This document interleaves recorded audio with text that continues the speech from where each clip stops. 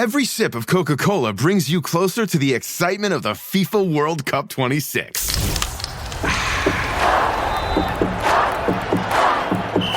Because nothing compares to the joy. So grab a Coke and drink in the FIFA World Cup 26. No purchase necessary. 13 plus in 50 U.S. states and D.C. with a web-enabled device. Ends March 1st with 8 entry periods. Rules at cokeurl.com/soccerrules.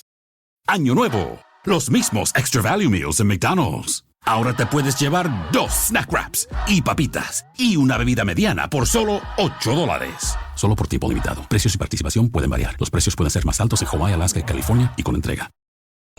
This episode is brought to you by Stouffer's. Here comes 3-time juggling champion Natalia Rogers. She's juggling law school, her TA job. Oh, narrowly catches the laundry. What's that 4th ball? Parents unexpectedly showed up at dinner time? Is that too much for Natalia? Not with Stouffer's Chicken Alfredo and its mouth-watering mix of Asiago, Romano, and Parmesan. When you're juggling 4 things at once and the clock strikes dinner, think Stouffer's.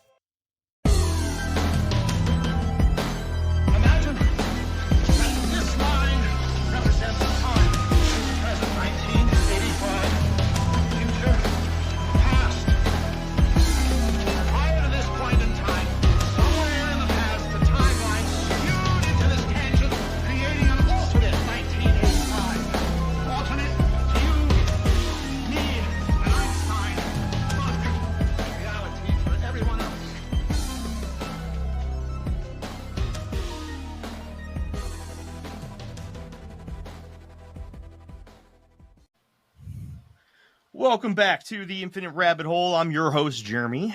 Today, we have a special guest again for like the 6th week in a row. This is the norm. This is the new thing, everybody.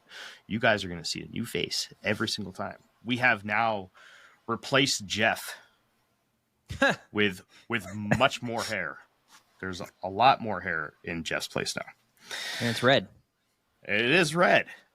Yes. Yeah. But before we introduce the new red-haired Jeff replacement, Jake, how you doing, buddy? Yeah. Doing okay. We had Whitney's birthday this weekend, so she's a big old 35. She's old, Happy man. Happy birthday, Whitney. Yeah, she's super old. That's not old. She's going to come down here and beat me. Good. I hope she does it on camera. Yeah, I'm only 33. Like, she's pretty old. Finishing up my big old syrup evaporator, so hopefully I won't miss the entire sugaring season. I started that project way too late. Whitney bought a bunch of bees, so I had to set up a bee box today. So when they show up here in about a month, I will be able to put them in there because we don't really have any bees here, so none of our fruit trees got pollinated like at all. We got one plum out of 9 trees, and I was like, oh, good. So we're doing the whole bee thing, so that should be fun. And yeah, nothing much. Bunch of chores to do tomorrow. So nice. I got to move couches tomorrow. I get new couches tomorrow. So ooh, yeah, we're crazy. We have a 2-year-old, so we're gonna buy new couches. It's genius. Yeah, it's just, we're not crazy. But anyways, besides that, nobody's here for that. Our guest. Some may say that she's the reason why this podcast even took off in the first place. She's one of the first. Some would say that. Some would say that she is the reason why our Indrid Cold special did anything at all. Some would say that if it wasn't for her, Jake and I would be done podcasting, and we would just. Wouldn't that be nice? Some would say that we would be nobodies, or maybe some people would say that we still are, but maybe we would just be less than, right? Possibly. Yeah. I am proud and happy and excited to bring to you, everybody, the host of the On Wednesdays We Talk Weird podcast, Miss Asherz, a.k.a. Ashley Hilt, a.k.a. author Ashley Hilt. AKA red-haired Jeff. Look, aka the red-haired, long-haired Jeff. I was gonna try to change my name, but it wouldn't let me. But thank you for that introduction. If it makes you feel any better at all, I'm also nobody. So there's,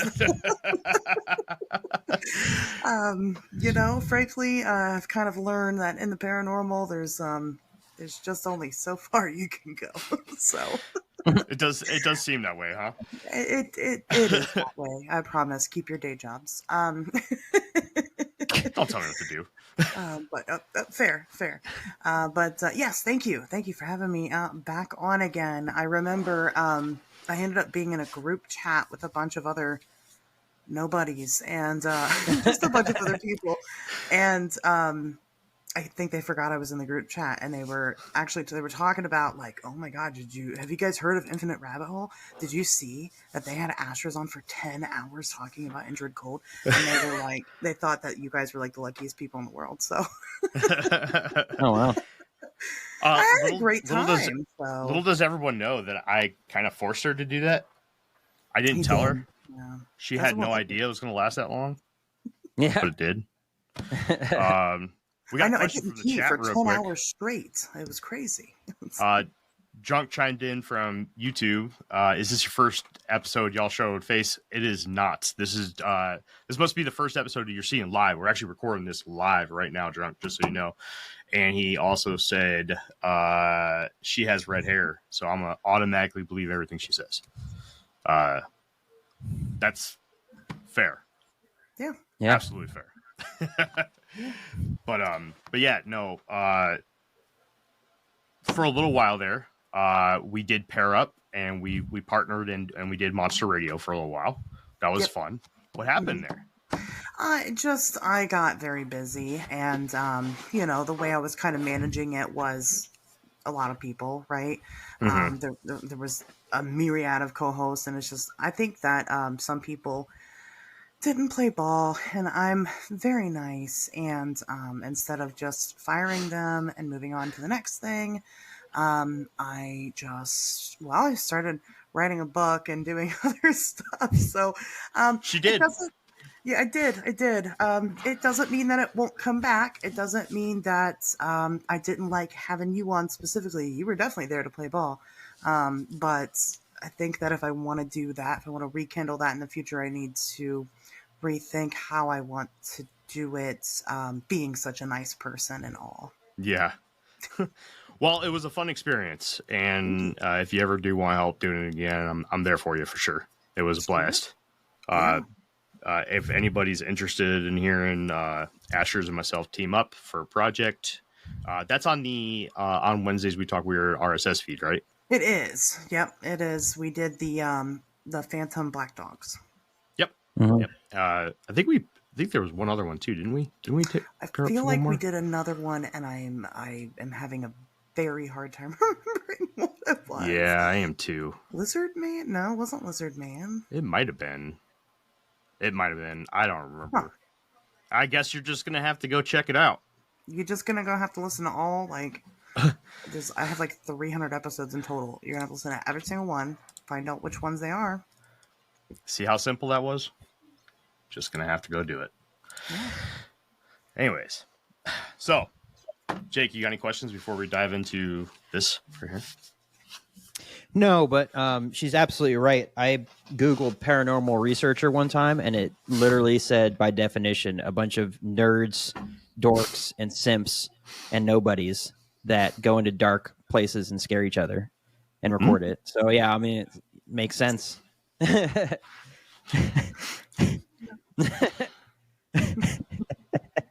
She's like, well, goodbye then. It is what it is. This is the reality of it. I love this show. It's well, great. you got to have her say the whole thing about the aliens and the wieners. Oh, no, yeah. Before we jump in the book, we got to talk about Frogman Festival. How was that? That was last weekend. It was.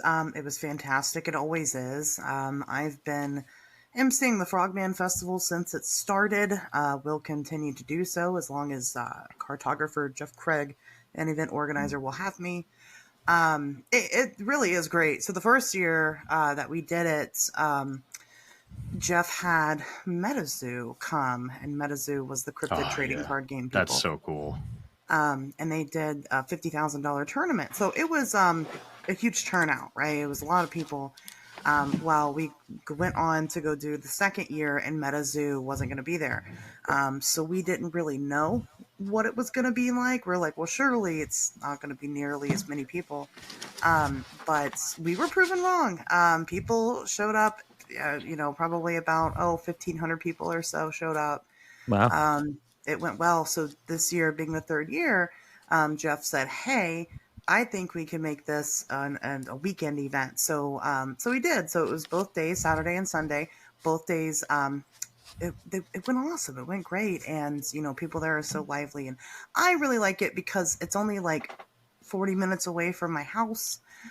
So everybody there is, to me, a local. Not everybody. People show up from Canada, from as far away as Canada to attend Frogman Festival. But it's nice to put some names to some faces again, especially people that I can kind of get into. What I really like about it is that normally I'm the transplant, right? So I go to a different state. I'm going to go give a lecture on something.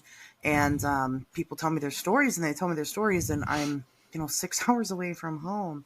And it's unfortunate because I don't really have the resources to thoroughly investigate what it is they're talking about. Whereas with this, I do have the resources because they're right in my backyard, and I can go to their properties, or I can have a sit down conversation with them. So that's really cool. But yeah, it was great fun. Brought the book. It was the book's official debut. It sold out on the first day before I even gave my talk. So That's so cool. Can't complain. So I can't believe Asherz, we did the Loveland Frogman together. Oh my God, you're right. You're right. We did the Phantom Black Dog and the Loveland Frogman. We're like, what is it? Who knows? You're right. That is the one. How great is that? Speaking of MetaZoo, it was probably like a year and a half ago. I had a fan message me on Facebook, and they're like, hey, have you ever heard of MetaZoo? And I was like, no. And they're like, let me send you some of these. And they sent me some cards. Oh, yeah.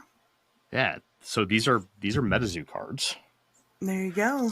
And so if you're a fan of like cryptids and mythology, lore, and all of that, this is, and you like things like Magic the Gathering, Pokemon trading cards, that kind of stuff, this is your game. This is it right here.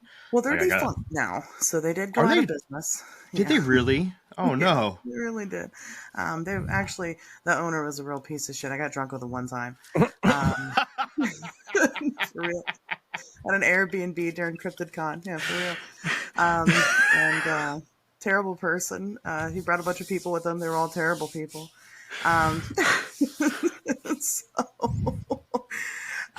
But anyway, I don't know exactly what happened. I think what happened was like money laundering and knocked him out of business. So, but that's okay.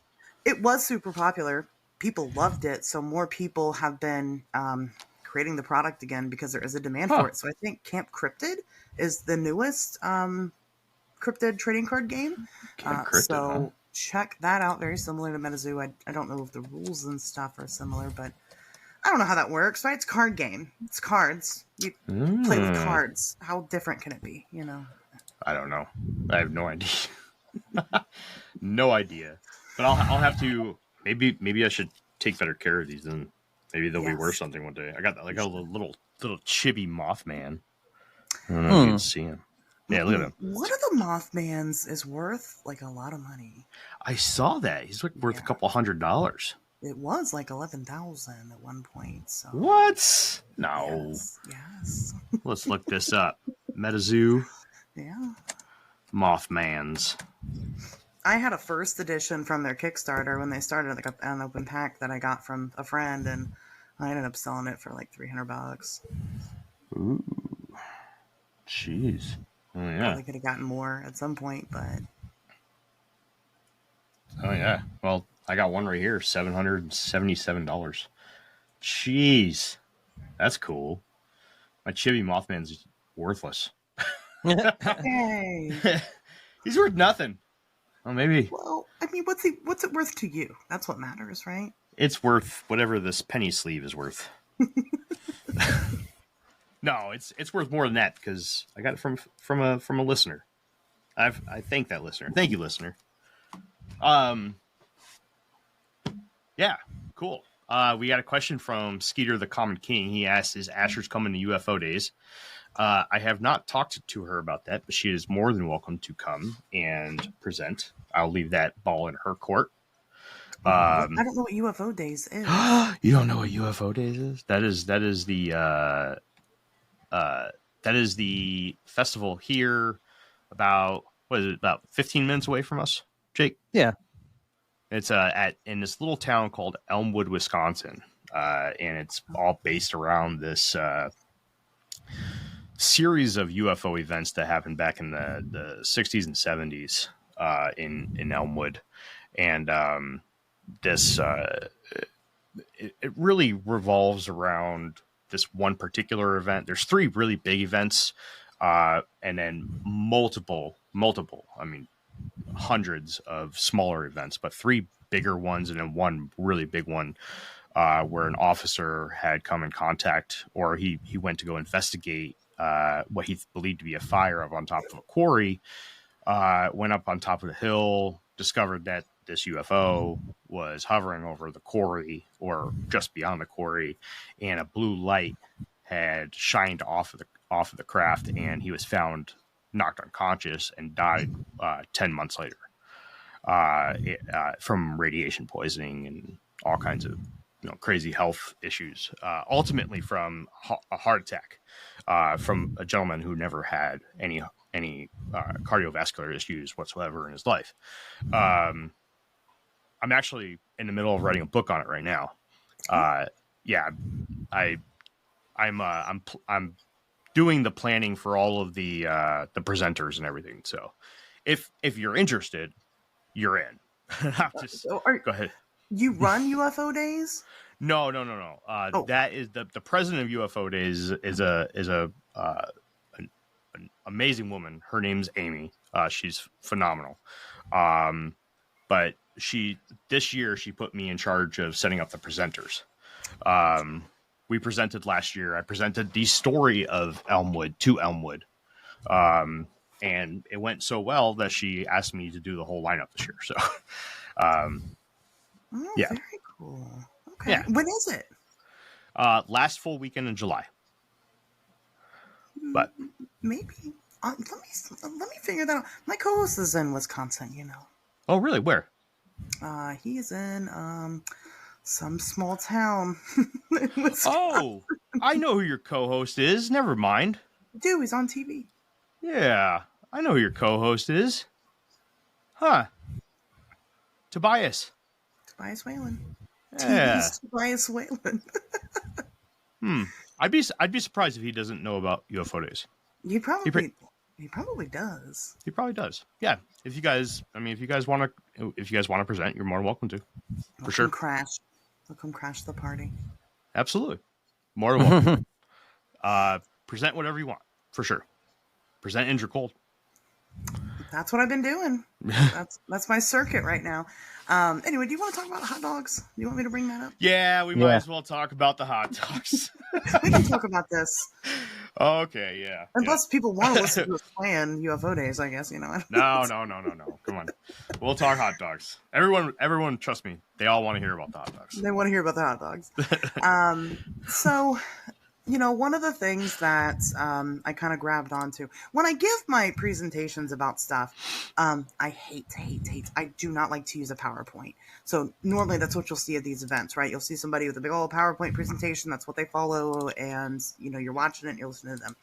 I don't do that. I just sit down and I tell them right at the beginning, we're just having a conversation, right? It's just me talking to you about something really cool and really weird.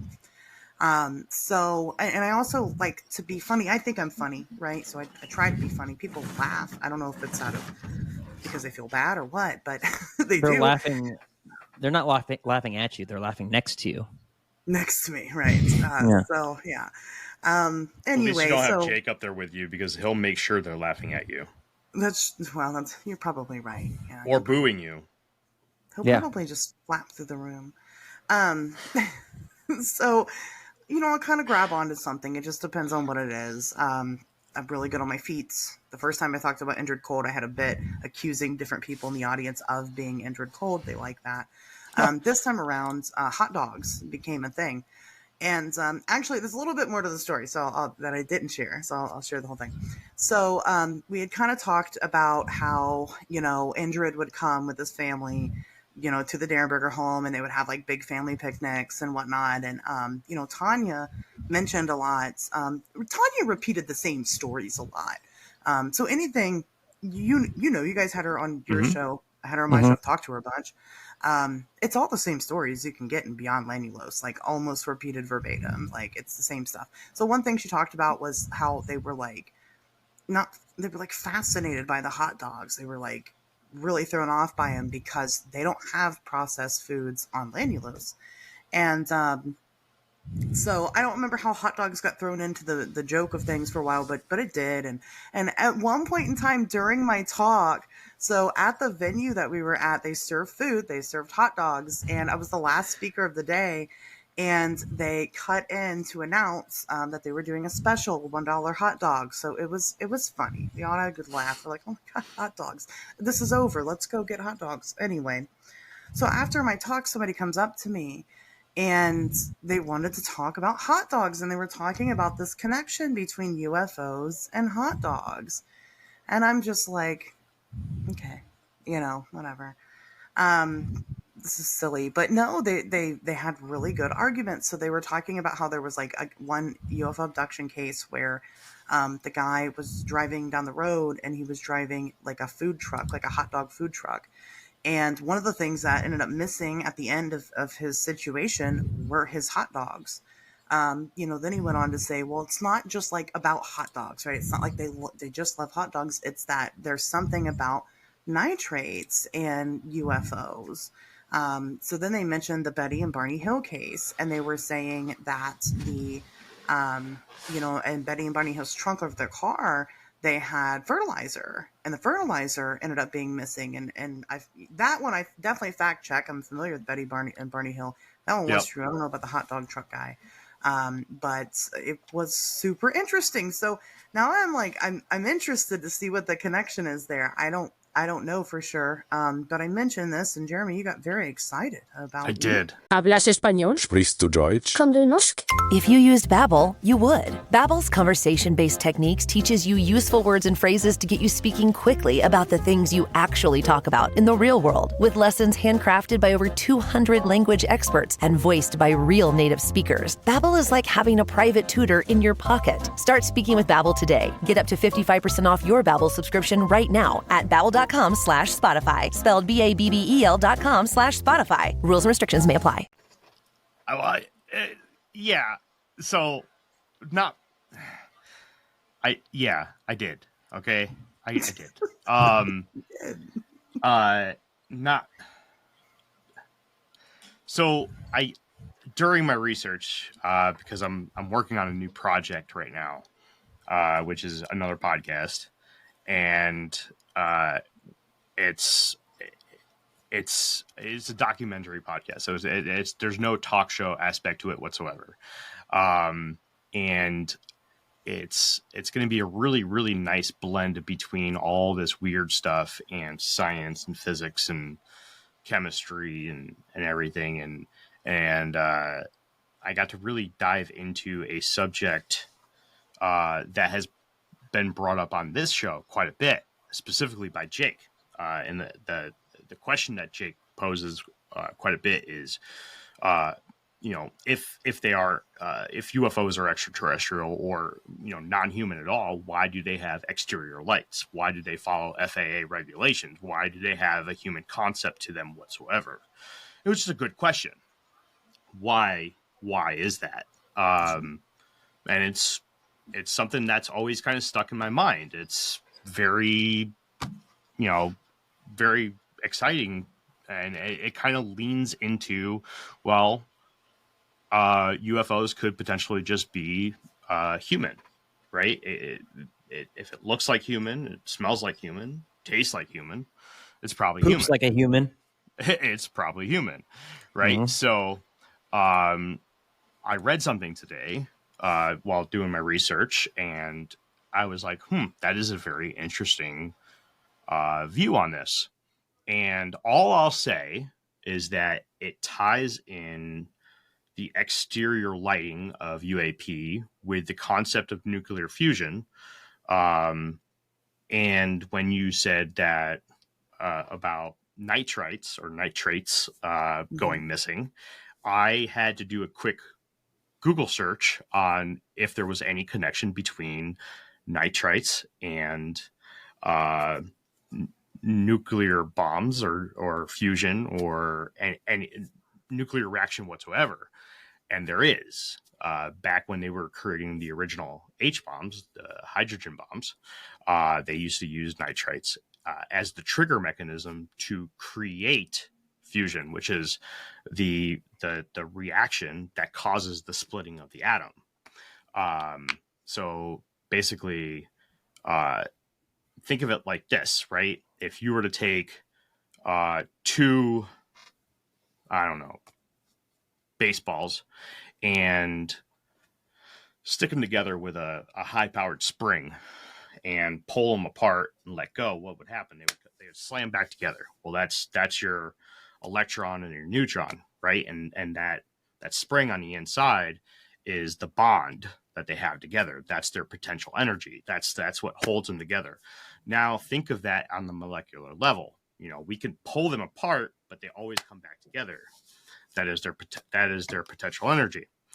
So by adding nitrate to that, they were able to create fusion, which split the atom, which separated the two, and all that energy that was used to keep them compressed together was now expelled outwards, which when you have enough of these reactions happening at once, resulted in an atomic explosion. Sure. H-bombs, atomic bombs.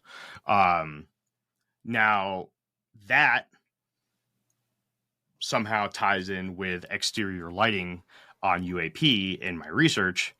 And there may be somebody who's listening to this right now that knows exactly where my research came from. So they know what avenue I'm going down. But all I could say is that the first season of the new project is going to be very mind-bending and exciting. So that, I don't know, that just added a whole nother layer to things. So yeah. Now we just have alien beings out there stealing hot dogs and fertilizer from people. And the whole Betty and Barney Hill story was really just to steal shit out of their trunk. It's wild, man. It's crazy. Love it. Yeah. Well, I mean, if you've read the book at all, then you know that probably then these were just humanoids, right? The little sticky fingered counterparts to all the other aliens, I guess, that love to steal shit. Oh, I'm sorry. I don't know if I could say shit on the show. Yeah, you're fine. Okay. So my solution was to say it twice, right? Just to cancel each other out. Yeah. That's how it works. Anyway, very cool. Very exciting. Wow. Yeah. Yeah, it is. It is. Man, I really want to... I can't wait. Anyways, let's talk about the book. Sure. Let's talk about the book. So this is the first time I really got a chance to talk to you about Indrid Cold. Yeah. Since Tanya's passing, which is sad. That sucks. I did get to read your book. I can't say that I was able to spend a ton of time on it, but I did get to read through it. And there's a few things in here that I did get the pleasure of going over with her, which was nice to see that it's finally in print. Mm-hmm. I'm very, very, very happy to see that. That's amazing. Specifically, Demo Hassan, the picture of Demo. Yep. That's awesome. What was the other one? There was one more, and I was like, oh man, that's so cool that she got that in there. Hold on. I want to say it was in chapter 2. I'm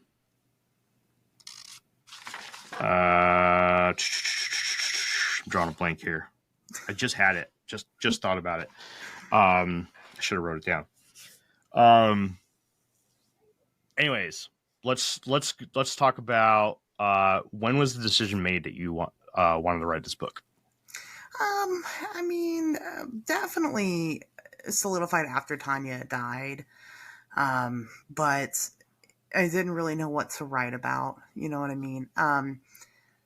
I guess I could talk about interviewing Tanya, right? I mean, but you know, me and Tanya talked a lot. We became good friends. You know, not just having this, you know, relationship where she's, you know, a contactee and I'm an investigator. We were friends. I was friends with the woman.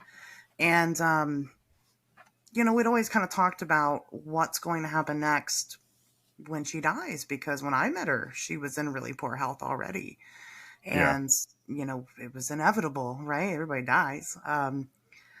And, you know, I knew that she had a strained relationship with her kids. And, you know, she said her kids didn't really want anything to do with Indrid. That was kind of her, it seemed to kind of be her excuse, I guess, as to why they weren't publicly speaking out about it, is that they just were afraid or whatever, you know, didn't want anything to do with him. Fine.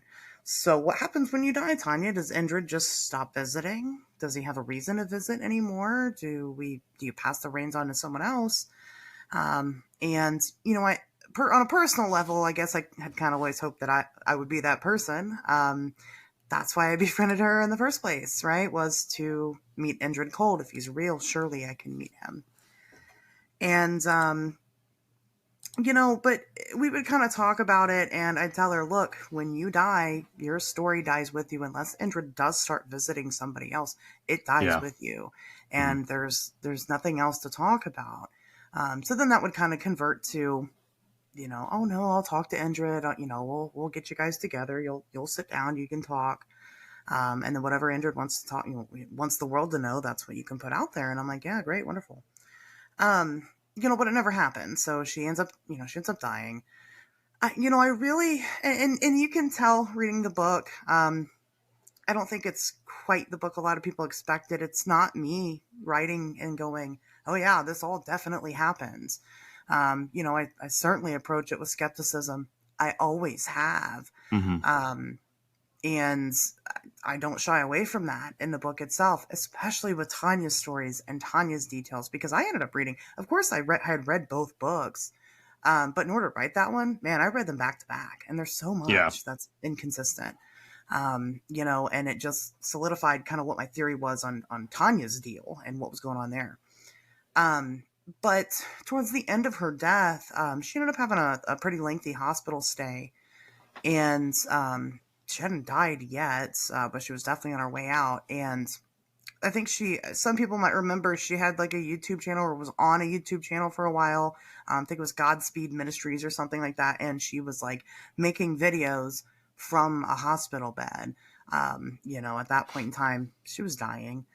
And I talked to one of her kids, and it was what one of her kids said, which had kind of made me change my mind. So at that point in time, I just thought, Tanya's lying. She's making it up for whatever reason. Maybe she genuinely believes in this stuff, but she's making up her part in the story.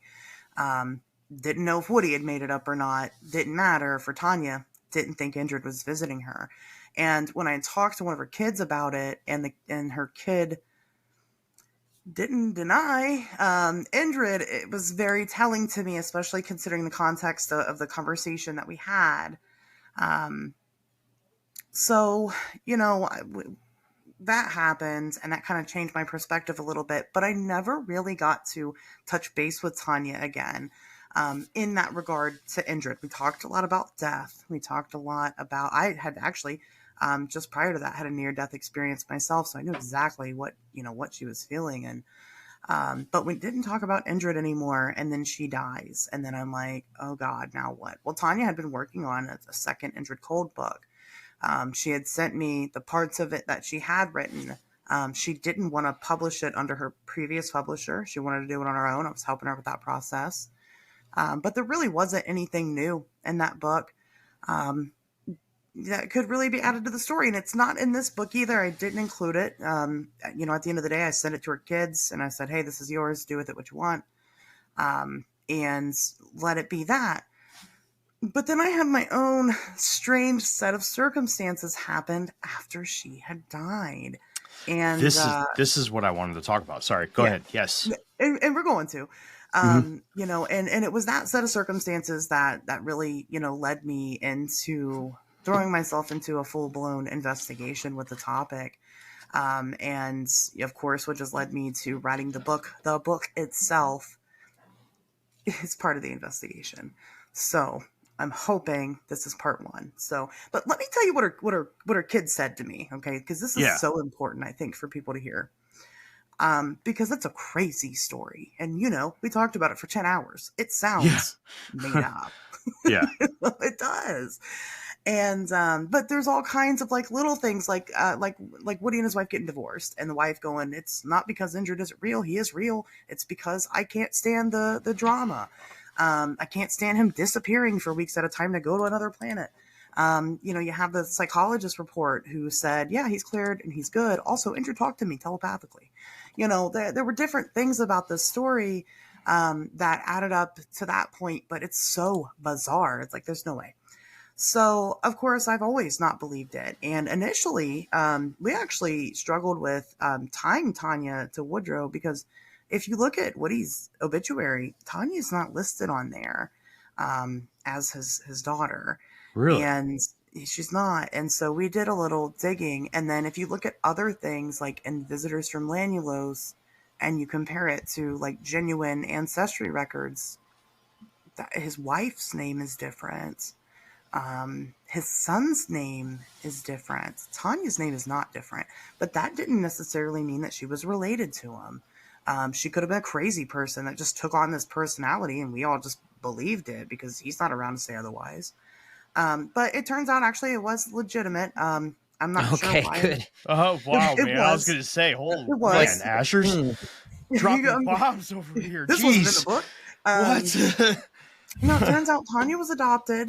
So Woodrow Danbury wasn't her biological dad. But that's important. And, you know, I'll get into why I think it is. So I don't know why his wife's name was changed. I don't know why his son's name was changed. I think his son may have changed his name later in life and to avoid all this. That's fine. The wife, I don't know. Maybe it's because she was an adult at the time. I don't know. Anyway. But she was adopted by him. It was her dad. So she's very sick. One of her kids reaches out to me and they go, hey, my mom's fine. She's in hospice right now, but she's going to get out, right? She's okay. She's going to use this to ask for money. She has always done this her entire life. When she gets out of the hospital, she's going to tell everybody that she can't pay her rent, that she can't buy food, that she needs basic hygiene products, and she's going to probably start a GoFundMe. She's going to make people feel badly for her. Again, they said, I don't talk to her anymore. And there's many reasons behind it. She was an accomplice to our abuse as kids. And I mean, this person had nothing nice to say about their own mother. And so I thought, here it is. Perfect. They're going to tell me that the whole Indrid thing is a ruse, right? It's all fake. It's all made up for money, which is what we all kind of maybe suspected for a long time, right? Let's be real. Right. Yeah. And, you know, then they ask me, well, how do you know my mom? Because their mom is a 60-something-year-old woman in West Virginia, and I'm a 30-year-old redhead in Ohio. We're very different people. And I tell them, I'm like, oh, because of the Indrid stuff. And they just go, oh, yeah, I know Indrid. Leave it at that. It says nothing more about it. Goes back into trauma dumping all over me about their terrible childhood and how awful their mom is. And, you know, I didn't want to push anything. And I said that to them. I said, we're going to have to talk about this another day. Well, you don't have to talk about it another day, but I'd like to talk to you about this some other time about Indrid. And then we just kind of started talking about bad parents because I'm same, right? So, you know, we went that route. It was very odd. It was a very strange thing to confirm because none of her kids have ever come forward and talked about this publicly. And I've tried, since then. It was that same kid who reached out to me that let me know that Tanya had passed. But we haven't talked since then. And it's not like I haven't tried to reach out to them. I have. So it kind of took a little longer than I wanted to for the book to come out. Because I didn't want to steal their story, I wanted to give them a chance to jump in and, share their piece, and it just never happened. So anyway, that was really interesting. And that has kind of been the theme the whole time for the Indrid Cold stuff, is that every single time I am so sure that this is bullshit, something like that happens. So yeah, so there's that part of it. I'll let someone else talk for a minute. The world moves fast. Your workday, even faster. Pitching products, drafting reports, analyzing data. Microsoft 365 Copilot is your AI assistant for work. Built into Word, Excel, PowerPoint, and other Microsoft 365 apps you use. Helping you quickly write, analyze, create, and summarize. So you can cut through clutter and clear a path to your best work. Learn more at Microsoft.com/M365 Copilot. I had that dream again. My small business needs to hire, but I don't use LinkedIn, and I hire an energy vampire. But also they're a literal vampire. And suddenly my team is spending all their time sharpening wooden stakes and buying bulk silver and rehearsing ancient chants, and then I wake up. Don't let hiring nightmares ruin your dreams. LinkedIn Jobs' new AI assistant takes insights from over 1 billion professionals to create a short list of the best fits for you. Post your job for free at linkedin.com/quality. Start hiring today with LinkedIn. AI is incredible. It can teach you how to fry an egg and even write a poem, pirate style. Yarr! But it knows nothing about your work. Slackbot is different. It doesn't just know the facts. It knows your schedule. It can turn a brainstorm into a brief. And it doesn't need to be taught. Because Slackbot isn't just another AI. It's AI that knows your work as well as you do. Visit slack.com/meet Slackbot to learn more. Jake, you got anything? I mean, when I was asking Tanya stuff about her story and everything, I think at one point she had mentioned something about you had to be sanitized or whatever to go and visit Lanulos because of the bacteria. And I was like, well, wouldn't that have been the same thing if Indrid was not walking around in some sort of a suit? He would be infected by our bacteria and stuff because it's different. She's like, oh no, they had immunities or something like that. And I was like, okay. And then I just kind of let it go. And I'm just like, this lady's full of crap. I'm just like, okay, well, now that's not to say, I can't, if my dad has gone to Hawaii and I haven't, if someone was questioning me about his Hawaii experience, there'd be a lot of stuff I wouldn't know. Right. Because I wasn't there. So, I guess there's that, but yeah, I've always felt that this story was just a really cool story and nothing more, nothing less, right? But it's interesting that, I would imagine that if the kids have such a seething review of their own mother, that the second you say something about Indrid Cold, they'd be like, oh yeah, that bunch of shit, they'd, not be like, oh yeah, okay, so it's just, that's an interesting reaction. Hopefully at some point, hopefully in the near future, we could get more of, and that's, I guess, would be based off of you and your interactions with them because you're the one that's doing this, but they're coming out and saying like, yes, it's real, or no, it's not, or, whatever it is, versus just kind of passively being like, oh yeah, that, okay, well, it's just like, because that would be interesting, that would definitely solidify for me that there's something there more so than where I'm sitting right now, where I'm just like, yeah, cool lady, really interesting tale, but that's it, No, and I feel that entirely. Yes, I'm a Fortean investigator. Yes, I've had very weird stuff happen to me. It doesn't mean that I believe everything that comes across my desk. I certainly don't. If anybody here listens to my show, they know that most of the time we're going to tell you why it's bullshit. And again, this is just one of those things that, as soon as I'm sure of it, something happens. And I'm like, what is the deal here? Right. I do hope that the kids do come forward and, share their piece. Or Indrid himself comes forward and says, okay, this is what you wanted. I'm here now. Again, Indrid, we're all nobodies. You're not at risk here, I promise, to reveal yourself to any of us.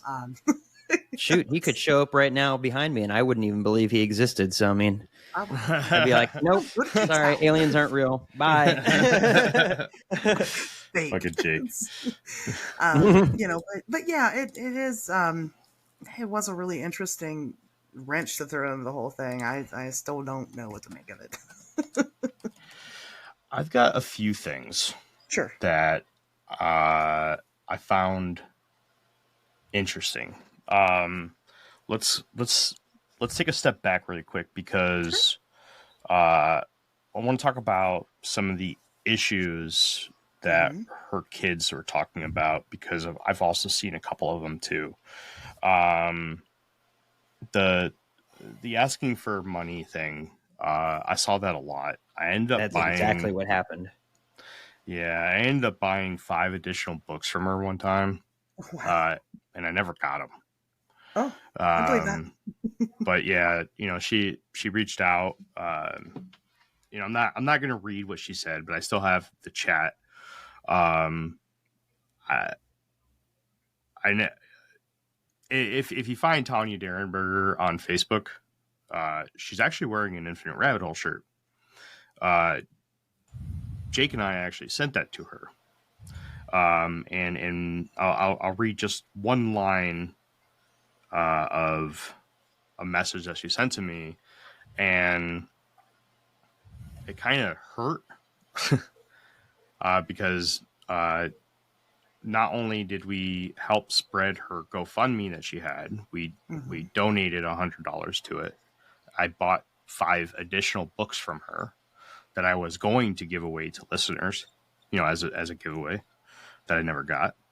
But then she sends me a message saying that she's asking if I can donate more Infinite Rabbit Hole shirts, and that she loves the one that she bought. She wears a 3X, and that she would like to have multiple colors, but she doesn't have the money to buy them. So she was wondering if I could donate them. And that she assures me that she did purchase the first one off of our website. Well, we didn't have a website at the time.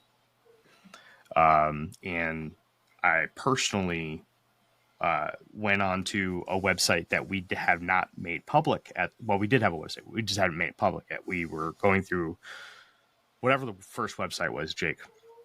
Not Redbubble. We went through whatever. But we hadn't made it public yet. And it was literally one of the first purchases ever made from our very first t-shirt website was her t-shirt from the Infinite Rabbit Hole debit card and sent to her. And, she tried to convince me that she bought a t-shirt. Yeah. And, I was kind of bummed out about that. But, and it was like every day she was sending me new things about, hey, I came home after surgery and my house was robbed. And I was like, man, I'd love to help you, but, this is becoming a lot. I don't make money off of this podcast, so, it was unfortunate that, I did get to see, a really good side of her at times, really, really good, informative side of her at times. And that's what I like to remember about her. I like anybody who's ever seen the episode that we did with her, that was the Tanya that I really appreciated being able to talk to. And there was a really good portion of time where Asherz put me in contact with her where she was an open book and she was able to answer everything and anything that I had. And she was super, super open about all of it. Very, very easy to talk to. Yeah, Now, she, initially when I first started talking to her, I really had to work to gain her trust. She wanted me to help her publish the second book for free, and she had like some formatting issues or something with the cover. And she wanted me to like edit it and stuff like that. And, that's all free labor, and I was more than happy to do it. But, at one point I was not in the state. I was somewhere investigating something somewhere else. And, I'm in the middle of nowhere with no cell phone service. And I get back into town finally, and I have a myriad of messages where she's like going off, like she's mad. And she's like, well, if you're not going to help me, I'll find somebody else to help me. And blah, blah. I mean, she got super nasty with me. And I still did her cover anyway, because I wanted to gain her trust to meet Indrid Cold. But then she stopped, and that kind of was a little surprising to me. She did not ask me for money or anything like that. As a matter of fact, she was a Patreon member one time at one point, for my podcast. But if you look her up on, just go on Facebook and type in Tanya Derenberger, you'll find posts where she's not just doing GoFundMe's and stuff on her page. She's on like Parkersburg local groups asking for food, asking for money, asking for people to pay her bills. She definitely has that kind of mentality. And I hate to say it, but man, I live in Dayton, Ohio. I know exactly the type. And she was that type. Yeah. Yeah, that was rough. I definitely saw two sides of her. And I was really bummed out to hear of her passing. But I want to dive into the Indrid Cold story because I've also flip-flopped between bullshit and not bullshit for the Indrid Cold story quite a bit. And so, shoot, it was in November or October of this year, or last year, 2024, when I did a 4-part series on the Hollow Earth, when I convinced myself that Lanulos may be in the inside of the Earth. And have you ever heard of the abduction story of Carl Higdon? I don't think so. Carl Higdon. Give me just a second. Okay. Involves an awful lot of probing. Is there hot dogs? There's not. There should be. It would make the story better. I'm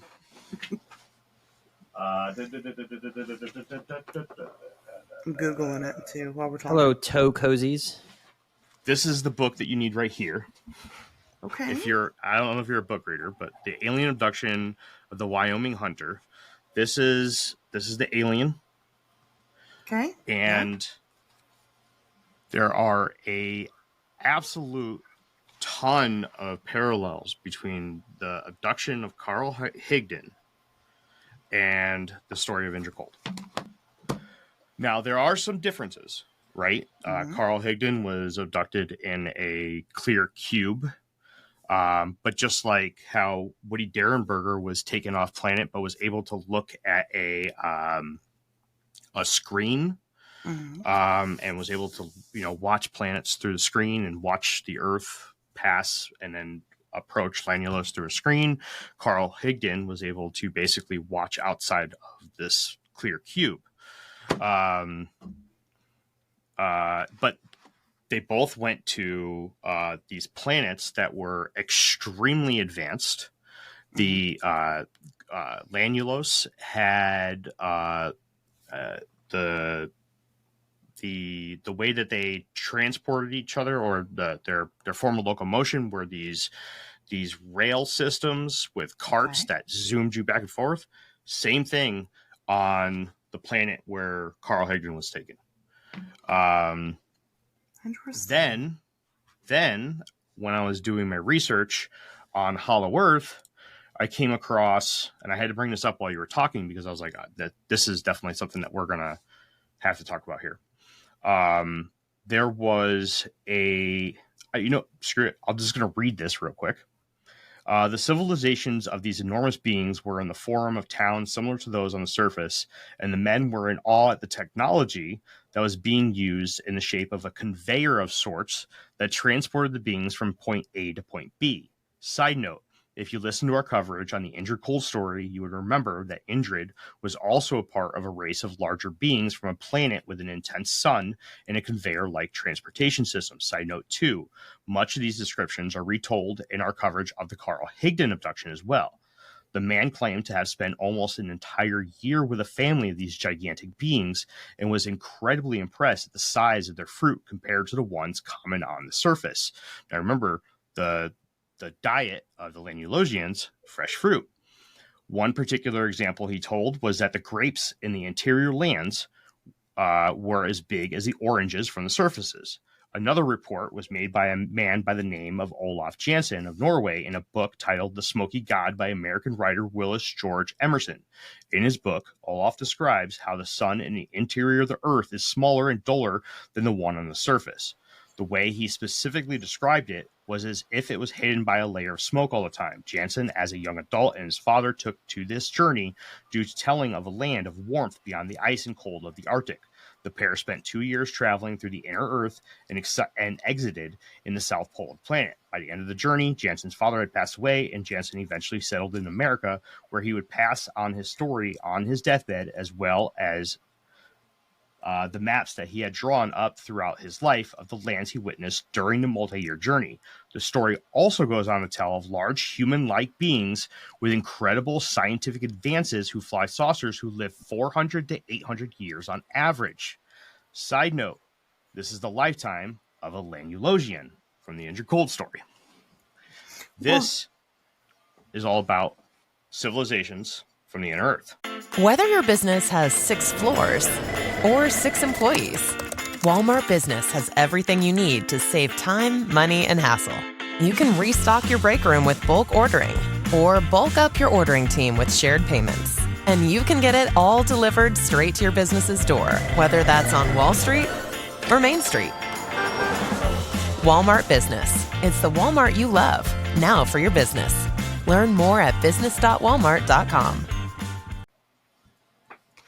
So where does that source come from? That source is... Bear with me. I don't know which one, but it's one of these. One of those. I don't know. Speed read through them and tell us which one it is. I want to say... Okay, it's not... It's definitely not that one. It's not that. Not that. It's one of these two. It's either David Standish's Hollow Earth or Dr. Raymond Bernard's The Hollow Earth. They are absolutely phenomenal books. This one has an intro by David Hatcher Childers. It's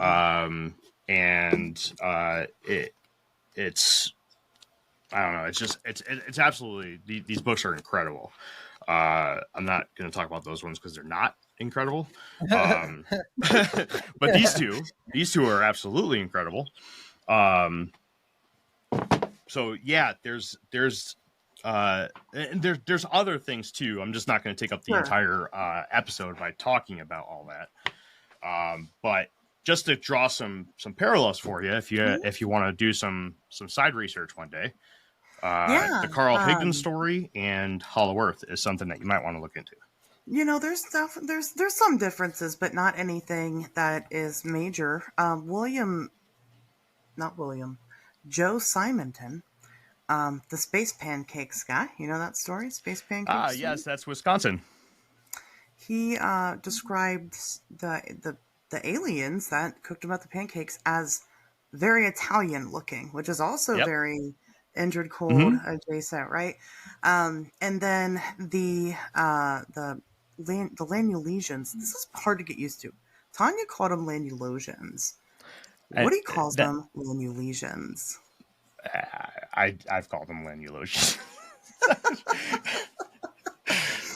You know, obviously we need Indrid to settle this for us, right? The people of Lanulos, how about that? They're one of their religious stories is about their discovery of, not their discovery, but the gift of telepathy, right? Yep. So one of their big selling points is that they can speak telepathically with people and, you know, everybody. And that's why they don't really have violence on their planet, is because it's not necessary. There's no miscommunications. There's no ill intent, because they can speak to each other telepathically. But the origin story of that is that Earthlings crash landed on Lanulos. And while they were trying to rebuild their ship with the resources at hand, they were bickering and fighting all the time. And they all went, you know what? Fuck it. I'm going to go this way. You go that way. I'm going to take this woman with me. You take that woman with you, you know, and they all kind of split up. And after some time of them going their separate ways and trying to kind of sit and rebuild life or build life there on the planet, you know, they missed each other a lot. And God recognized that and gave them the power of telepathy, thinking that they had learned their lesson and having this disagreement, making them able to communicate with each other. But again, the most interesting aspect of that is that Earthlings crash landed on Lanulos, and they actually started from us, but we're not as cool as they are. Yeah. So. That I covered that in the series where you were in. That was one of the harder ones to patch together. I know Woody did a good job at talking about it, and Tanya didn't discuss it. I don't think she talked about it at all in her book. No. I wish she did, but see, the thing that sucks about, other than, you know, the simple fact that she's gone, which is sad. But what really sucks about the loss of Tanya when it comes to the Indrid Cold story is that this feels like this is the end of the line, like you were talking about earlier. Yeah. And that's where I was really getting to when I was saying, you know, it's really, really cool that you got some of this stuff down on black and white, because as you've mentioned in your book, you're not taking the words, or you're not retelling Woody's or Tanya's story. No, you're filling in the blanks. Yeah. And this is for anybody listening, right? This is what this book is. This is Asherz finishing some unfinished work is what this is. This is the details that were not included in Tanya's or Woody's books. So highly recommended that if you want the entire story of the Indrid Cold story, you need to grab Visitors from Lanulos and Beyond Lanulos from Woody and Tanya, and then grab Asher's book as well, because she's going to fill in a lot of the gaps and add additional information that never made it out because Tanya's life unfortunately ended. Now, I am excited to hear, like you said before, that she was working on another piece and that you passed it on to her children. I hope that her children do something with that. That would be really cool. But if I heard you right, you said that there wasn't really anything new in it. No, not really. You know, it's just, you know, she starts to kind of go, and I didn't really include this part in there because remember when Indrid died in Tanya's world? Yeah. Oh man, yes I do. And that just kind of muddied the waters a little bit more. She kind of goes into, I mean, I guess I'll just say it, more details about like where he was staying, kind of potentially the healing process that he went to. So, she says he did get into like a spaceship accident, but he was found by a mountain mama. He was found by some woman in Appalachia in Kentucky. And went and stayed there. And, I think a lot of that has to do with Hellier and kind of the direction that they were going with. Because remember in Hellier, they allegedly knew where, I think where Indrid Cold lived at one point. And it was in a small town in Kentucky. And, that was no secret, right? That was all, you watch it right now. It's free on YouTube. Yeah. Go check that out. And, then kind of Alan Greenfield kind of got involved with it all. I mean, he had kind of been involved with it all a little bit. Greenfield, if you haven't had him on the show yet, get him on the show while you can. Greenfield. Alan Greenfield, yeah. Oh, you don't know about Alan Greenfield? That's a conversation. Hold on. Let me look him up. I might know him. Hold on. He's the name sounds familiar. Yeah, he's a character. Oh no, he'll tell you some shit. I'm down. Yeah, he'll get him on. You won't be allowed to say anything, so don't research anything going into it. Just get him on, let him go. Ooh, Men in Black, huh? Oh yeah. Yes. Alan Greenfield. Yes. Love him. I do. I love talking to him. But he's hard to talk to about, like, if I have a question about something specific, it's never just that. It's always 4 hours of everything else and then maybe 15 minutes of that. Really? Yeah. So Alan Greenfield. Well, he's the one who took the picture of Dim Hassan at the UFO convention. So anyway, so I don't know. I mean, I'll rip the Band-Aid off. I don't think Tanya had contact with Indrid Cold after a certain age. I don't. Yeah. I don't. I think that Indrid's real. I think that really happened to Woodrow Derenberger. I think that it affected Tanya a lot.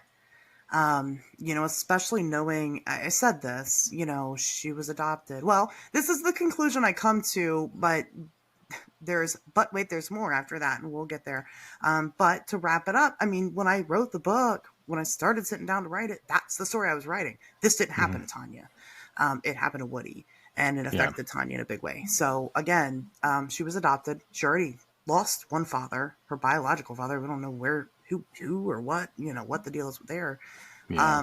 And early childhood development's a very interesting thing. So she gets adopted by this man who takes on that role. And I think they did have a really loving relationship. But again, she's 4 years old when this happens. And when this happens, it took her dad away. And I think that was really damaging for her. The way that she speaks about Indrid is the way that you would speak about your dad that you love.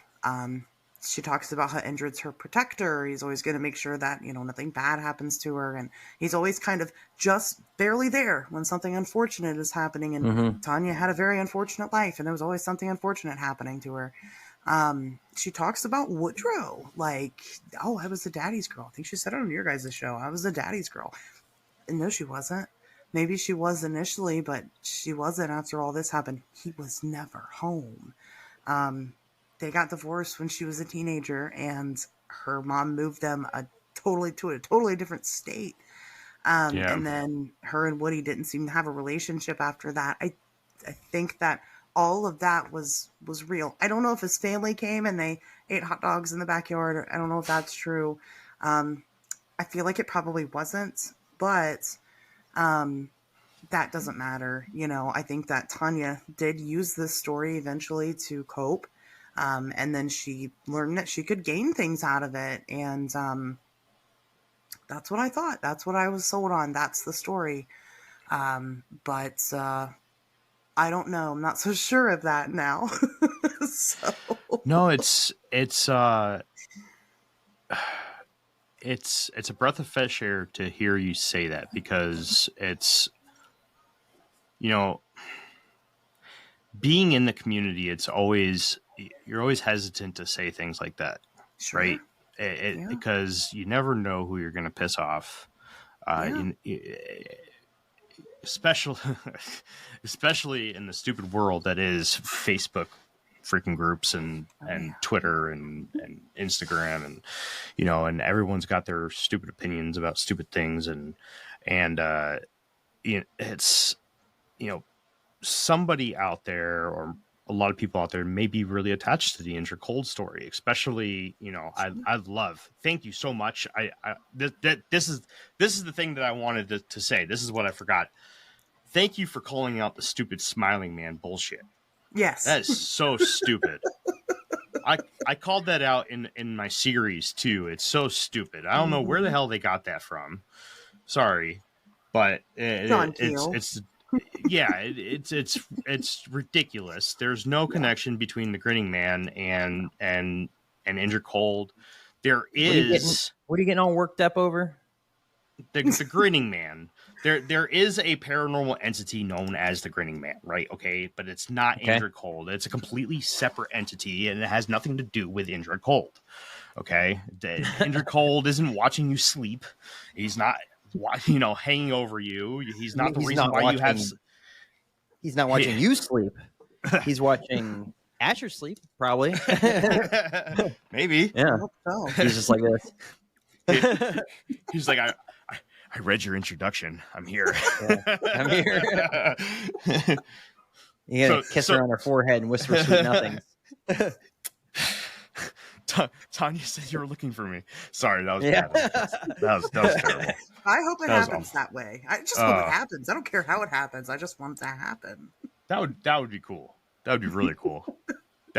Could you like that would I want it to happen, not to freak you out, but I just want it to happen because I want Tanya to prove us all wrong. Right? You know what? If it happened that way, nobody would believe me. Let's be cool. They wouldn't. They wake up because you feel something tickling your toes and it's Indrid Cold at the foot of your bed. It's like that Bill Murray story that goes around every little bit. He went in, he ate the French fry, and he looked at the person and said, "Nobody's going to believe you." And he's right. Mm-hmm. Nobody believes them. That's what it's going to be. Oh man, that's great. Yeah. But yes, there's a weird smiling entity that has a creepy grin on its face, and people see it, and I get tons of reports of people seeing it, right? Especially being the Indrid Cold person, and that's not Indrid. It's not Indrid. Not. Are they seeing something? I'm sure, but it's not Indrid Cold. But I totally agree with you that the Indrid Cold story is a Woody Derenberger story. I agree that I do not believe. I hate to say it out loud because I don't think I've ever said it out loud, because I respect Tanya, and I don't want to be that guy, and I'm hesitant to say it, but I don't believe that Tanya ever had an adult relationship or a relationship with Indrid Cold in her adult life. She may have had a relationship with one of his kids, when they brought him over. But I think the only thing that you can really look as canon is the Indrid Cold book. You have to be careful when you get into Tanya's book. You have to be really careful when you get into Gray Barker's book. And you have to be careful even when you get into John Keel. And I love John Keel. Yeah. I absolutely adore John Keel's work. I just love his mind. I love everything about John Keel. But even, when you get into the Mothman prophecies, you got to be careful with some of the information that he had gotten a hold of, because you have to look at his sources. He trusted Gray Barker a lot, and we've learned that Gray Barker wasn't really the best of sources. After he passed away, it all came out that he literally had the opinion that a lot of this was bogus, and he had, came out from his wife that he had admitted to her multiple times that he was doing this just because this paid the bills. Yeah. And if you look at the books that he wrote, he had a multitude of new information that nobody else did on all the big subjects. I wonder why, you know?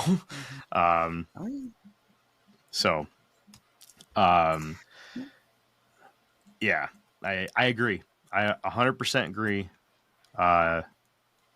Yeah. It's football season, and you can now get almost anything you need for game day delivered with Uber Eats. What do we mean by almost? Well, you can't get a running back delivered, but you can get baby back ribs delivered. A strong defense? No. A strong deodorant? Yes. A six-pack of abs? Nope. Six-pack of beer? Yes. Get almost anything for game day delivered with Uber Eats, official on-demand food delivery partner of the NFL. Order now. Alcohol 21 plus and in select cities. Product availability varies by region. See app for details. Well, the holidays have come and gone once again, but if you've forgotten to get that special someone in your life a gift, well, Mint Mobile is extending their holiday offer of half off unlimited wireless. So here's the idea. You get it now. You call it an early present for next year. What do you have to lose?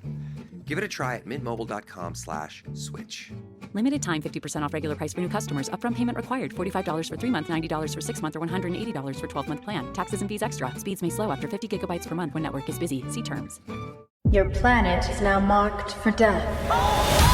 Marvel Studios' The Fantastic Four: First Steps is now streaming on Disney+. We will protect you. As a family. Light him up, Johnny! Marvel's first family is certified fresh on Rotten Tomatoes. That is fantastic. And critics say it's one of the best superhero movies of all time. Oh! Marvel Studios' The Fantastic Four: First Steps, now streaming on Disney+. Rated PG-13. What time is it, Ben? It's clobber time! Well, and again, as much as I would love to say case closed, that's the end of it. We'll never see Indrid Cold again. Why don't I share the bombshell of the book? If you want the proof, it's in there. You can go look at it yourself. Don't share it. Give them something to read. No. Yeah. I think it's I important. ordered your book just now. If you throw in spoilers, I am going to cancel my order right now. Skeeter also ordered your book too. Yeah. Well, thank you. Yeah, we'll be forced to cancel our orders. I don't even know how to read, but I'm gonna try just for you. Learn how to read just to read my book. Yeah. You should. Yeah. No, go ahead. If you want to, go ahead. It's important. Spotlight's all yours. I don't want to leave it there. So I gave my first lecture about Indrid Cold in June of last year, 2024. What's this year? I don't even know. I think it was last year. And, it's mostly came to the conclusion of, Tanya's just crazy, right? And this never really happened. But while I'm, gearing up for this talk, even though I don't do a formal presentation, I do like a background of like where you can follow me or whatever. And then I'll do some like notes for myself on my phone. That way I have them. And while I'm doing all that, something strange started happening. So, Jeremy kind of knows my podcast went through a lot of changes. On Wednesdays, we talk weird. Got a new co-host for the show, Tobias Whalen. Great. Love him. He's doing awesome on the show.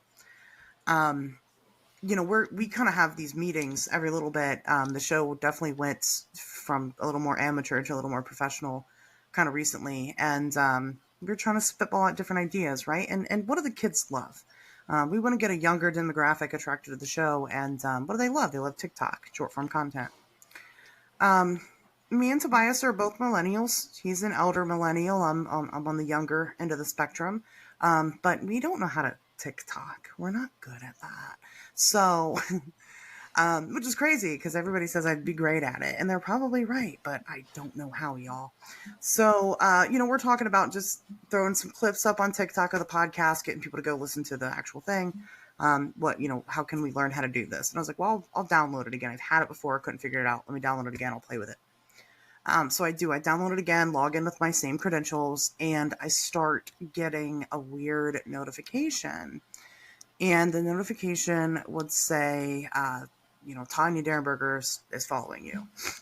And I was like, weird. The first time it happened, it was just her name. And I went to the app, I opened it up, and it'll tell you all your notifications, right there in order, just like any app. And there was no new notification of anybody named Tanya Derenberger following me. And she was already dead at this point, at least by a year, right? And so I closed it, didn't think anything of it, right? TikTok, it's the Chinese app. It's got lots of issues. Apps do that. All apps do that, yeah. All apps have those issues. But then it happened again. And then it started saying Tanya Derenberger and, 9 other people are following you. And I'm like, what is this? And I go to the app. And I could see where, like, somebody followed me, like, weeks ago. And I'm like, okay, does Tanya even have TikTok? I go and look, she does have TikTok. Was she following me? She was following me. As a matter of fact, TikTok will tell you exactly the date that somebody started following you. She started following me back in February. Actually, it was Valentine's Day, right before she died. So definitely, I wasn't active then at the time. It was her TikTok account. It was definitely hers, but no activity on it at all because she died 2 months later.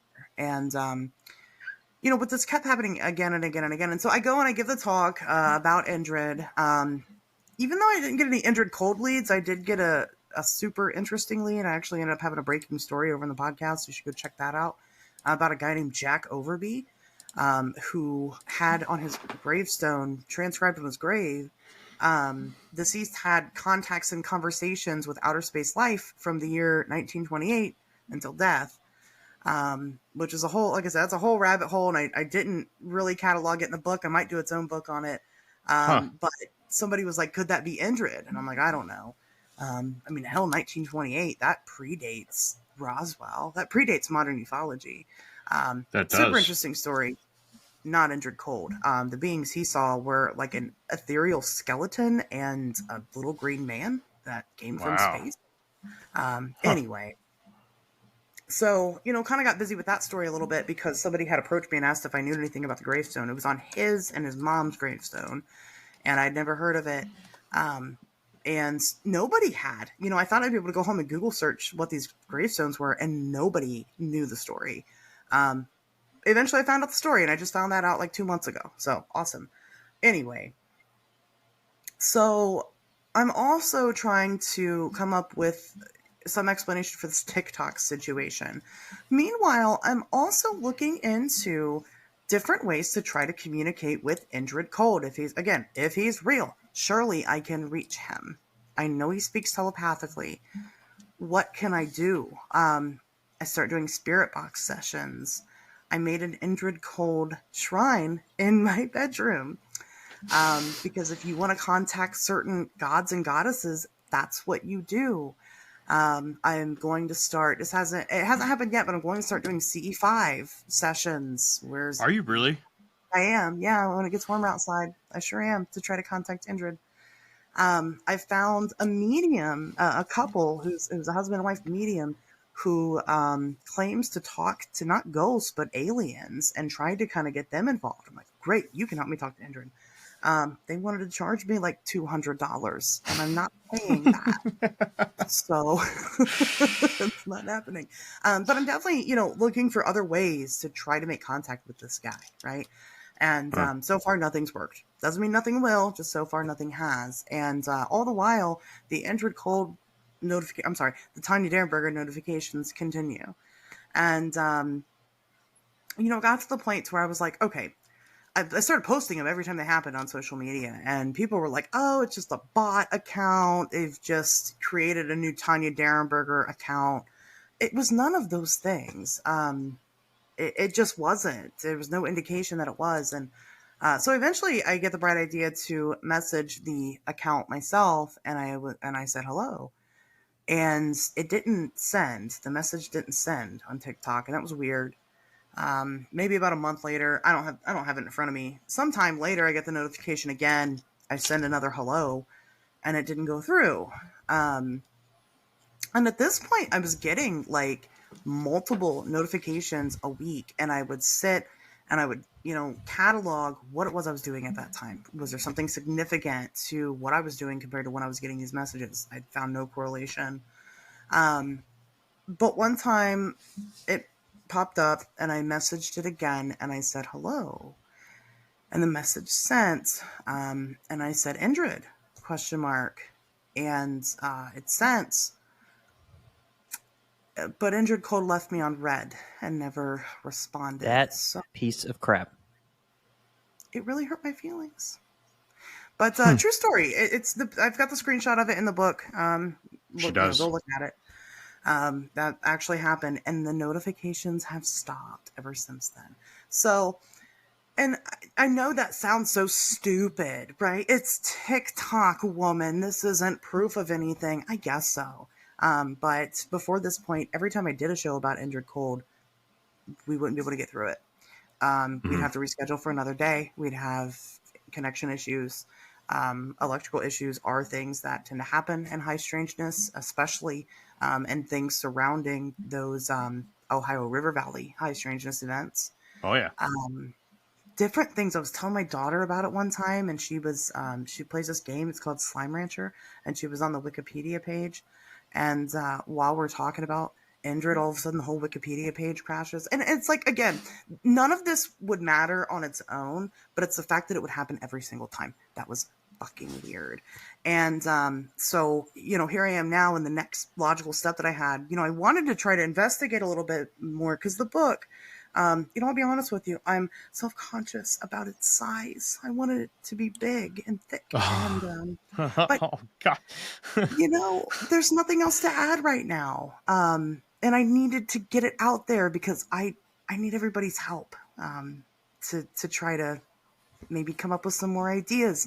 Maybe we can all do a session together. We can all do CE5 together while we sit and meditate and try to make contact with Indrid. I don't know. I'm here for it, man. Whatever it is, it sounds nuts, but if I'm going to go off the deep end, I'm diving in head first. Let's do it. Well, like I said, it's definitely an accent piece, right? I don't think you have anything to worry about. Anybody who knows the Indrid Cold story knows the value of the information that's in it. It's good stuff, right? It's a very valuable additional information, and I like the way that you approach it, right? You clearly say that you're not here to rip off Woody or Tanya, right? You're here to add to their story because neither of them are here to do it, right? Mm-hmm. Which is great. That's the way it should be done. Especially in somebody in your position, right? You had that personal connection with Tanya. And I applaud you for that. At some point, I will be doing a book of all my favorite subjects, and I'm going to touch on Indrid as well. I probably will visit it from I'll probably tell the story, Sure. And tell of my experiences with Tanya, but you have a lot of stuff that nobody else will ever have. Yes. Right. You had in-person stuff, and that's what's in this book. That's the stuff that makes this book valuable. So I don't think you have anything to worry about. I had fun reading the book. And, at the end of the day, I mean, that's what it is. Yeah, I could pad it with a bunch of bullshit. I could talk about he who shall not be named, who was not named in the book, and all that lore that's added into it. But I didn't want to do that. I wanted it to be genuine. That's the hard part. And I think I mentioned that in the book. That's the tough part about the Indrid Cold story, is that there are some very inconsistent resources for it. There's not a good reference guide. And I wanted to kind of make that as well, on top of adding what I've learned to it. And, who knows? What I've learned could just be complete bullshit. I don't know. Tanya could have lied the whole time. Maybe she didn't lie at all. And maybe I'm the asshole for calling her a liar. And maybe that's why Indrid won't talk to me, right? I don't know. But like, even if it is all bullshit, right? The fact that it came from Tanya, and the fact that you were able to confirm that she did have a parental connection with Woody, even if it wasn't blood, which is fascinating because I didn't know that. Yeah. Right. That's incredible that you were able to hammer that out, weed through that, and able to find out that she was adopted. That's brand new information. That's awesome, right? That's information that you're not going to get anywhere else. Exactly. Yeah. So, no, good job. Very good job. I'll take it. Very good job. So, that's all I got for you. I'm ready to go to bed. Me too. I hate the time change. I wish it would jump off the cliff that I'm jumping off of. Well, no, I don't, because then it goes with me, right? No, so it can stay here. You stay, I'll jump, right? Well, exactly. Yeah, I'm sleepy. But no, I appreciate you having me on. Again, I think I said it in the book, and I'll say it here, and I say it every time. If you or anybody you know has a relationship with Indrid Cold or Dimo Hassan or Carl Ardo or Clennell. I like Clennell. I think he seems down to earth. God, there's so many other players besides Indrid, and that's like a thing. That's like it's a whole universe, right? The Indrid-verse. That people should be looking into. The Indrid-verse. Yeah, it is. It's this whole thing. The one guy, I think Dim Hassan was from Saturn, but he's not from Saturn. We know he's not from Saturn. Nobody lives on Saturn. We know that. Anyway, the nuances. But if you or anybody you know has been in contact with an alien life form that looks human, is kind of what I'm going for. They have to look pretty human. And also, especially if they talk telepathically, and they drive a black car, let me know. Hit me up. I want their phone number. Or a beetle, right? Usually a beetle. That was Dimo Hassan, and there was a female character in there, wasn't there? There was, and her name is weird and hard to pronounce. Yeah, I can't remember it either. There was a whole key of other people that nobody talks about. They all only talk about Indrid.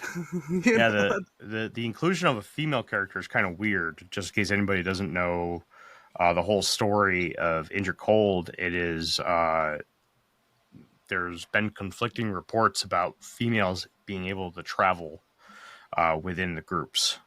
On craft, that's what Tanya said. Tanya was the one who made that claim. Woody never said anything about that. Right. Which was one of those inconsistencies. I have a part in the book where I kind of compare and contrast her story versus her dad's. And, that's one of them that was kind of strange, especially because Tanya says that, Kimmy and Cumulus, which is Indrid's wife and daughter, both came to Earth. And it's like, I thought they couldn't travel here, But what an easy out, for her to have an excuse to have not gone to Lanulo. So, yeah. Well, I hope that one day I get to hear you and Tobias break down the Carl Higdon abduction story. That sounds and dive into Carl and Ozo 1. That's the name of the alien, Ozo. Cool. I would love to hear you guys break that down and see what kind of parallels you can draw, because I knew Text me that book so I don't forget it. Yeah. I'll send you a picture here in a minute. Or you want me to send you an Amazon link? I can do that. Yeah, that's fine. But before we let you go, why don't you go ahead and share your socials, your podcast, anything, and let everybody know where they can find you. That's right. I am cool enough now to say that if you Google my name, I'll pop up. But I'll make it simple for you. You can find me Talking Weird every Wednesday. On Wednesdays, we talk weird anywhere you listen to podcasts. You can find me on social media. Facebook, I am Ashley Hilt. I'm the one with the red hair. You can find me on Instagram or Twitter, X. I'm not calling it Twitter. At It's Asherz with a Z. And like I said, if you just Google me, you'll find what you're looking for, I'm sure. Right on. All right. Well, this one also ran a little late, so I'm not gonna share any artwork with anybody today. Or well, I guess I was just being lazy. Jake, should I share my artwork of the new show? Should I do it? Share it. Yeah, share Sorry, it. I was quiet the whole time. I was just listening and researching what you guys were talking about. So I have a million tabs open on my computer. I'm like, hot dogs and UFOs. All right. Who are these researchers? I guess I'll officially announce the new show tonight. Sorry, Asherz, I don't mean to take away from your fun. It's but your show, man. Do what you got to do. I'll just announce it real quick, and then we'll take off. All I need is for you to hang out just for a second.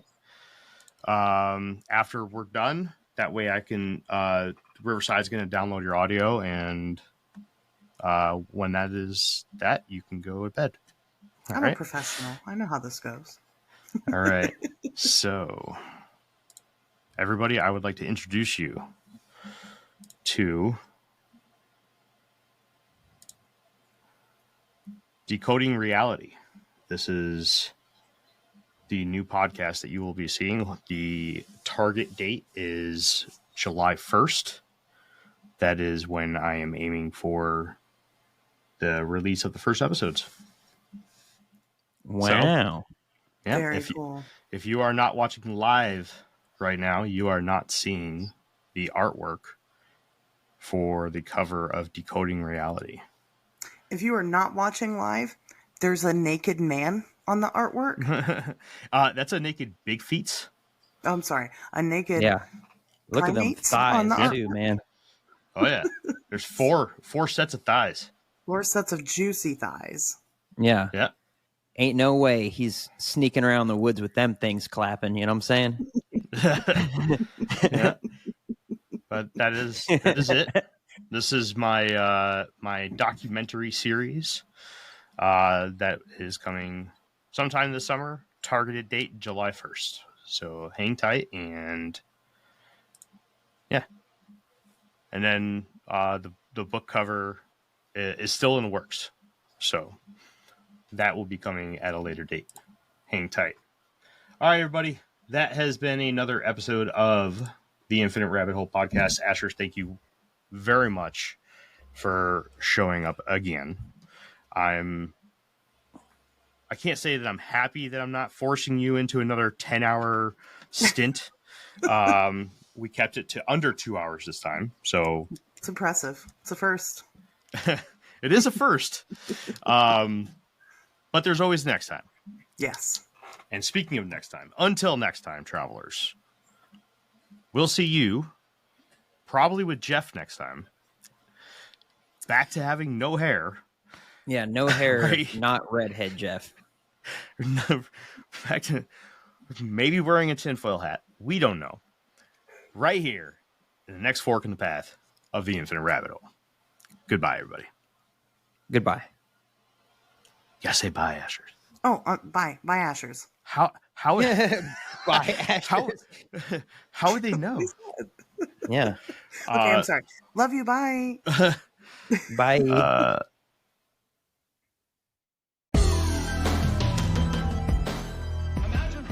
Hey, everybody. Thanks for checking out the Infinite Rabbit Hole podcast. If you're looking for more of our stuff, head on over to infiniterabbithole.com, where you can find links to all the podcast players that we are available on, and even our video platforms such as TikTok and YouTube. While you're there, make sure to check out all the links for our socials and hit that follow so you know when all the new stuff from our podcast comes out. And until next time, travelers, we'll see you right here in the next fork in the path of the Infinite Rabbit Hole. Bye.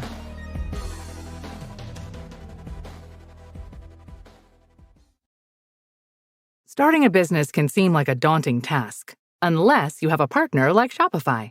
They have the tools you need to start and grow your business. From designing a website to marketing to selling and beyond, Shopify can help with everything you need. There's a reason millions of companies like Mattel, Heinz, and Allbirds continue to trust and use them. With Shopify on your side, turn your big business idea into... Sign up for your $1 per month trial at shopify.com/special offer.